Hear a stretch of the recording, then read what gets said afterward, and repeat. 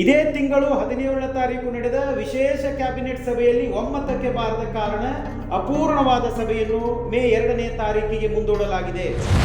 ಸಂಪುಟ ಸಭೆಯಲ್ಲಿ ಜಾತಿ ಗಣತಿ ಜ್ವಾಲಾಗ್ನಿಯಾಗಿ ಹೊತ್ತಿ ಉಳಿದಿತ್ತು. ಕಳೆದ 2 ವಾರದಿಂದ ಸಾರ್ವಜನಿಕ ವಲಯದಲ್ಲಿ ಈ ಕುರಿತು ವ್ಯಾಪಕ ಚರ್ಚೆ ನಡೆಯುತ್ತಿದೆ.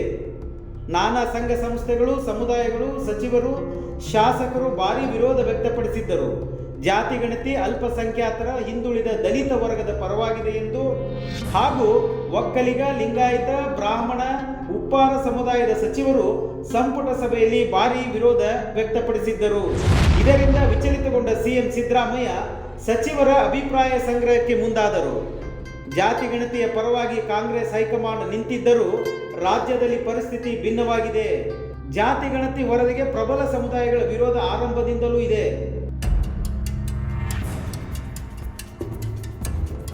ಮೇ 2ಕ್ಕೆ ಕ್ಯಾಬಿನೆಟ್ ಸಭೆ ನಡೆಯಲಿದ್ದು, ರಾಹುಲ್ ಗಾಂಧಿ ಸಂದೇಶ ರಾಜ್ಯದ ಸಮುದಾಯಗಳ ಸಂಘರ್ಷಕ್ಕೆ ನಾಂದಿ ಹಾಡುತ್ತಾ ಅಂತ ಕಾದು ನೋಡಬೇಕು.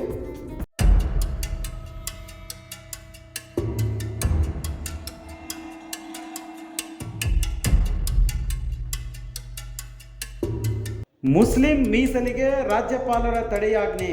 ರಾಷ್ಟ್ರಪತಿ ಅಂಗಳಕ್ಕೆ ರವಾನಿಸಿದ ರಾಜ್ಯಪಾಲರು ಧರ್ಮದ ಆಧಾರಿತ ಮೀಸಲಿಗೆ ಸಂವಿಧಾನದಲ್ಲಿ ಅವಕಾಶ ಇಲ್ಲ ಎಂದು ಗಂಭೀರ ಆಕ್ಷೇಪ ಎತ್ತಿದ ರಾಜ್ಯಪಾಲರು ಈ ರೀತಿ ಕಾನೂನು ತಿದ್ದುಪಡಿಗಳು ಸಾಂವಿಧಾನಿಕ ಮತ್ತು ಕಾನೂನಾತ್ಮಕ ಬಿಕ್ಕಟ್ಟುಗಳನ್ನು ಸೃಷ್ಟಿಸುತ್ತದೆ ಎಂದು ರಾಜ್ಯಪಾಲರು ಹೇಳಿದರು. ಸರ್ಕಾರಿ ಕಾಮಗಾರಿಗಳ ಗುತ್ತಿಗೆ ಹಾಗೂ ಖರೀದಿ ಪ್ರಕ್ರಿಯೆಯಲ್ಲಿ ಮುಸ್ಲಿಮರಿಗೆ 4% ಮೀಸಲಿಡಲು ಕರ್ನಾಟಕ ಸಾರ್ವಜನಿಕ ಸಂಗ್ರಹಣೆಗಳಲ್ಲಿ ಪಾರದರ್ಶಕತೆ ಅಧಿನಿಯಮ ತಿದ್ದುಪಡಿಗೆ ರಾಜ್ಯಪಾಲರ ತಡೆಯಾಜ್ಞೆ.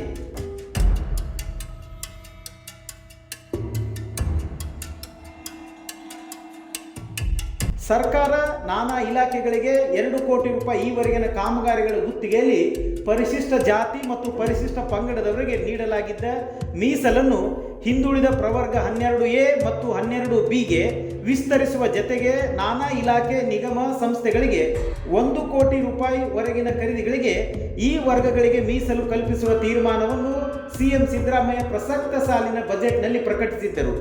ಹಾಗಾಗಿ ರಾಷ್ಟ್ರಪತಿಗಳ ಪರಾಮರ್ಶೆಗೆ ವಿಧೇಯಕವನ್ನು ರವಾನಿಸಿದ್ದಾರೆ ರಾಜ್ಯಪಾಲರು.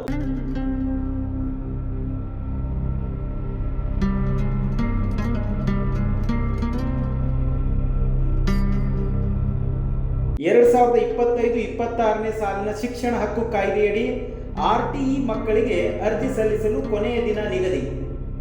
ಅನುದಾನಿತ ಮತ್ತು ಖಾಸಗಿ ಶಾಲೆಗಳಲ್ಲಿ ಉಚಿತ ಪ್ರವೇಶಕ್ಕೆ ಅರ್ಜಿ ಸಲ್ಲಿಸಲು 12/4/2025ರಂದು ಆರಂಭವಾಗಿದ್ದು, ಅರ್ಜಿ ಸಲ್ಲಿಸುವ ವಿಧಾನ ಇಲಾಖೆಯ ಅಧಿಕೃತ ವೆಬ್ಸೈಟ್ ಮೂಲಕ ಮಕ್ಕಳ ಪೋಷಕರು RTE ಸೀಟುಗಳಿಗೆ ನೋಂದಾಯಿಸಬೇಕು. ಮಗುವಿನ ಆಧಾರ್ ಕಾರ್ಡ್ ಇದ್ದರೆ KYC ದೃಢೀಕರಿಸಿ, ಇಲ್ಲದಿದ್ದರೆ ನೇರವಾಗಿ ವಿದ್ಯಾರ್ಥಿ ವಿವರಗಳನ್ನು ದಾಖಲಿಸಿ ಅಪ್ಲೋಡ್ ಮಾಡಿ.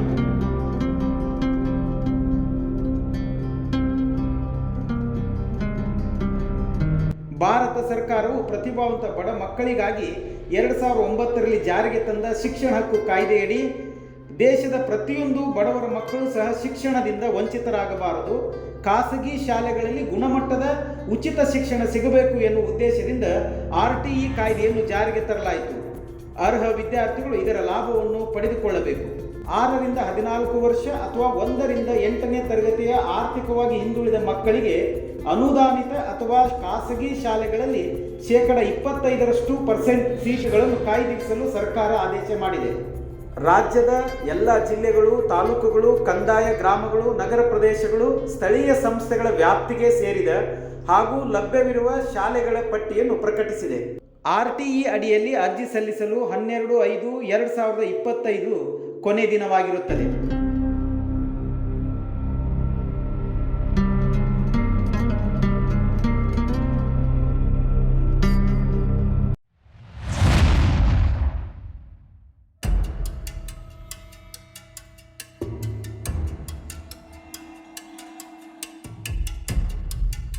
ಇದೇ ತಿಂಗಳು 17ನೇ ತಾರೀಕು ನಡೆದ ವಿಶೇಷ ಕ್ಯಾಬಿನೆಟ್ ಸಭೆಯಲ್ಲಿ ಒಮ್ಮತಕ್ಕೆ ಬಾರದ ಕಾರಣ ಅಪೂರ್ಣವಾದ ಸಭೆಯನ್ನು ಮೇ 2ನೇ ತಾರೀಕಿಗೆ ಮುಂದೂಡಲಾಗಿದೆ.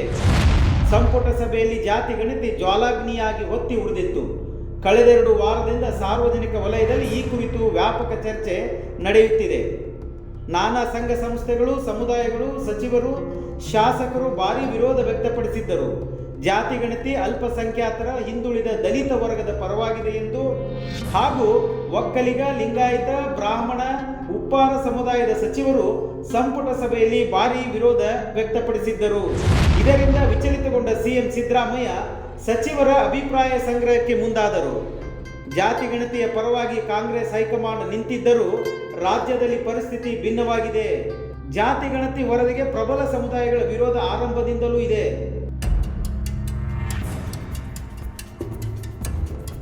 ಮೇ 2ಕ್ಕೆ ಕ್ಯಾಬಿನೆಟ್ ಸಭೆ ನಡೆಯಲಿದ್ದು, ರಾಹುಲ್ ಗಾಂಧಿ ಸಂದೇಶ ರಾಜ್ಯದ ಸಮುದಾಯಗಳ ಸಂಘರ್ಷಕ್ಕೆ ನಾಂದಿ ಹಾಡುತ್ತಾ ಅಂತ ಕಾದು ನೋಡಬೇಕು.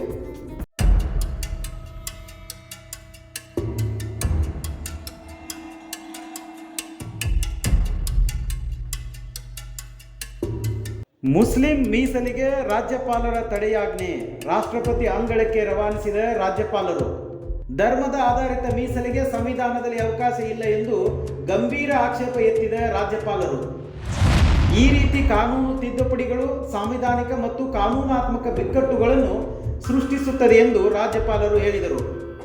ಸರ್ಕಾರಿ ಕಾಮಗಾರಿಗಳ ಗುತ್ತಿಗೆ ಹಾಗೂ ಖರೀದಿ ಪ್ರಕ್ರಿಯೆಯಲ್ಲಿ ಮುಸ್ಲಿಮರಿಗೆ 4% ಮೀಸಲಿಡಲು ಕರ್ನಾಟಕ ಸಾರ್ವಜನಿಕ ಸಂಗ್ರಹಣೆಗಳಲ್ಲಿ ಪಾರದರ್ಶಕತೆ ಅಧಿನಿಯಮ ತಿದ್ದುಪಡಿಗೆ ರಾಜ್ಯಪಾಲರ ತಡೆಯಾಜ್ಞೆ.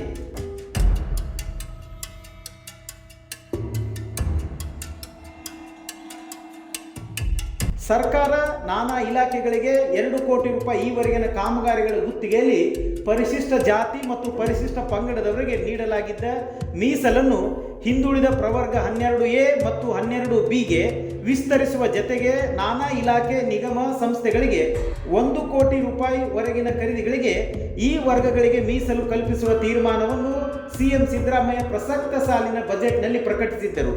ಹಾಗಾಗಿ ರಾಷ್ಟ್ರಪತಿಗಳ ಪರಾಮರ್ಶೆಗೆ ವಿಧೇಯಕವನ್ನು ರವಾನಿಸಿದ್ದಾರೆ ರಾಜ್ಯಪಾಲರು.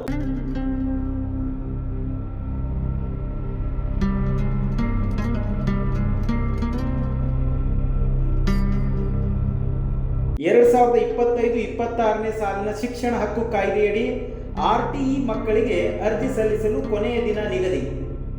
ಅನುದಾನಿತ ಮತ್ತು ಖಾಸಗಿ ಶಾಲೆಗಳಲ್ಲಿ ಉಚಿತ ಪ್ರವೇಶಕ್ಕೆ ಅರ್ಜಿ ಸಲ್ಲಿಸಲು 12/4/2025 ಆರಂಭವಾಗಿದ್ದು, ಅರ್ಜಿ ಸಲ್ಲಿಸುವ ವಿಧಾನ ಇಲಾಖೆಯ ಅಧಿಕೃತ ವೆಬ್ಸೈಟ್ ಮೂಲಕ ಮಕ್ಕಳ ಪೋಷಕರು RTE ಸೀಟುಗಳಿಗೆ ನೋಂದಾಯಿಸಬೇಕು.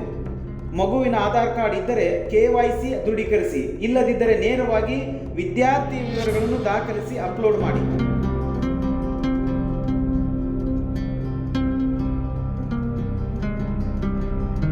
ಭಾರತ ಸರ್ಕಾರವು ಪ್ರತಿಭಾವಂತ ಬಡ ಮಕ್ಕಳಿಗಾಗಿ 2009ರಲ್ಲಿ ಜಾರಿಗೆ ತಂದ ಶಿಕ್ಷಣ ಹಕ್ಕು ಕಾಯ್ದೆಯಡಿ ದೇಶದ ಪ್ರತಿಯೊಂದು ಬಡವರ ಮಕ್ಕಳು ಸಹ ಶಿಕ್ಷಣದಿಂದ ವಂಚಿತರಾಗಬಾರದು, ಖಾಸಗಿ ಶಾಲೆಗಳಲ್ಲಿ ಗುಣಮಟ್ಟದ ಉಚಿತ ಶಿಕ್ಷಣ ಸಿಗಬೇಕು ಎನ್ನುವ ಉದ್ದೇಶದಿಂದ RTE ಕಾಯ್ದೆಯನ್ನು ಜಾರಿಗೆ ತರಲಾಯಿತು. ಅರ್ಹ ವಿದ್ಯಾರ್ಥಿಗಳು ಇದರ ಲಾಭವನ್ನು ಪಡೆದುಕೊಳ್ಳಬೇಕು.